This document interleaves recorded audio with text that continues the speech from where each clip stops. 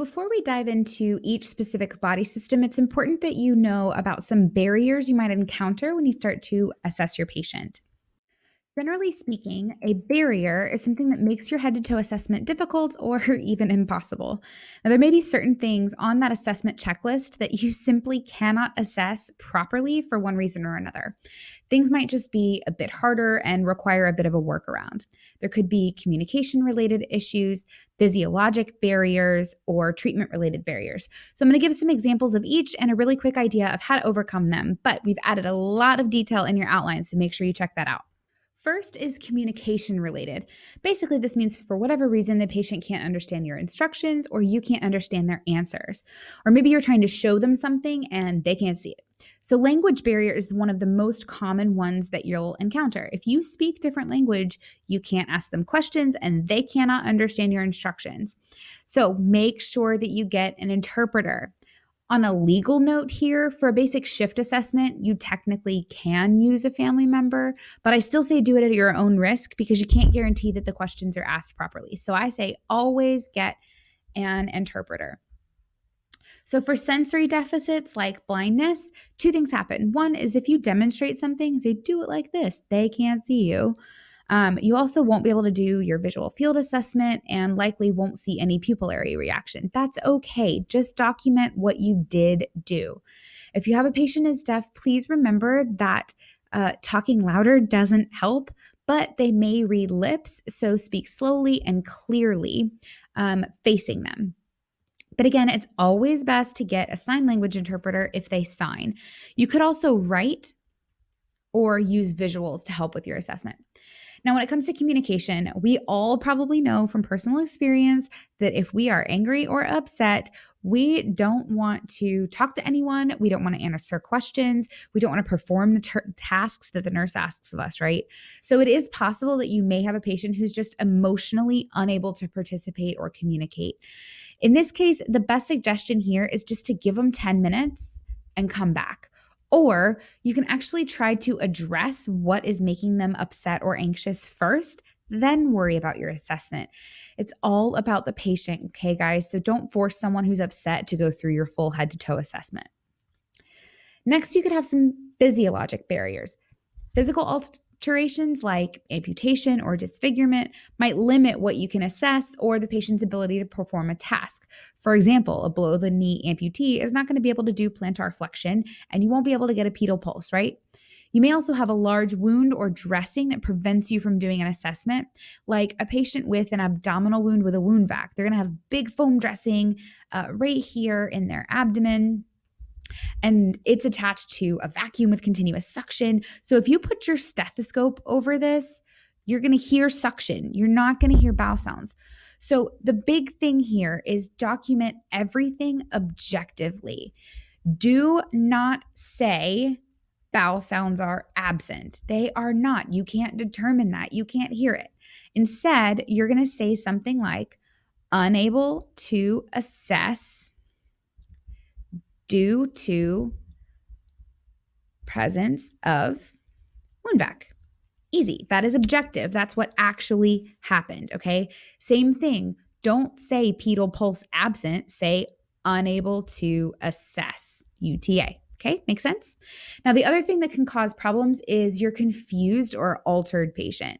Of course, you're going to document these specific things in your neuro assessment, but then you may ask them to lift their leg off their bed and instead they touch their nose. So sometimes this confusion means they're not going to be able to answer your other questions or do the other things that you ask for them. So again, just document unable to assess due to confusion. Okay, or altered mental status. Just please make sure that you don't document that they're alert and oriented and following commands and then say unable to assess due to confusion. Okay, make sure that your charting lines up and it's consistent. Don't get into autopilot. And of course, if your patient is paralyzed or they have some sort of neuromuscular disorder, there's going to be things that they cannot do. So again, just document objectively what can they do? What can they feel? What strength do they have, etc. Lastly, there are a lot of treatments that we do that can actually make performing a head-to-toe assessment a bit difficult. We may chemically sedate or paralyze a patient. Are they actually unresponsive? No, they're sedated. Are they actually paralyzed? No, it's drug induced. So, again, just make sure that you're documenting everything objectively. We even sometimes use specific sedation scales or twitch tests to determine how sedated or paralyzed they really are. So, that's a specialty assessment you might be adding in. So, if your patient has a device like Halo or traction, then there's going to be range of motion tests that you just can't do. There's going to be movements that they can't do. It's not because they're physically incapable, but just because we have this device in place. So make sure that you're clear in your documentation of your assessment that it's device related.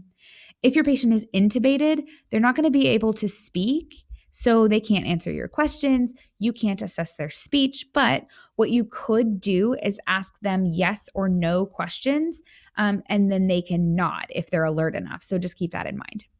And finally, sometimes we have certain restrictions or precautions that make certain assessments difficult. You can't just turn a patient on spinal precautions by yourself, but you need to assess their back.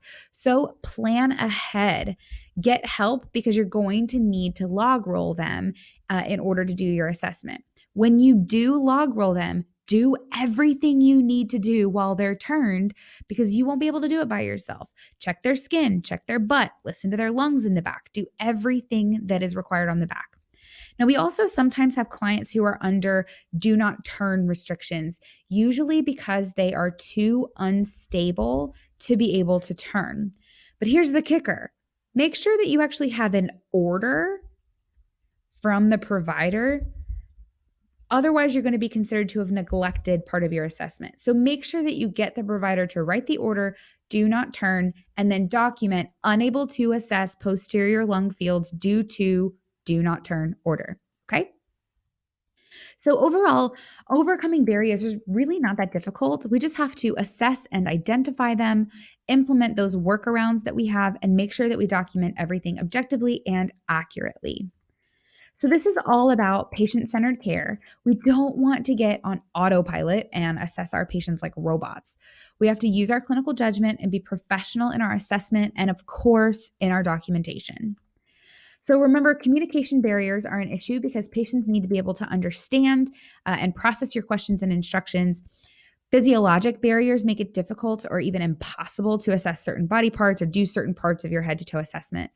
And then treatment-related things like drugs, devices, or restrictions in orders can also make proper, thorough assessments more difficult.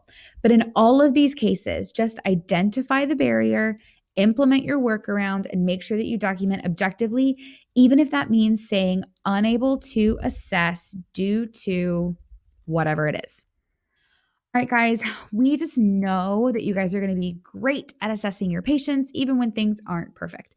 Make sure you check out all the resources attached to this lesson and dive into the detailed systems assessments. Now go out and be your best selves today, guys. And as always, happy nursing.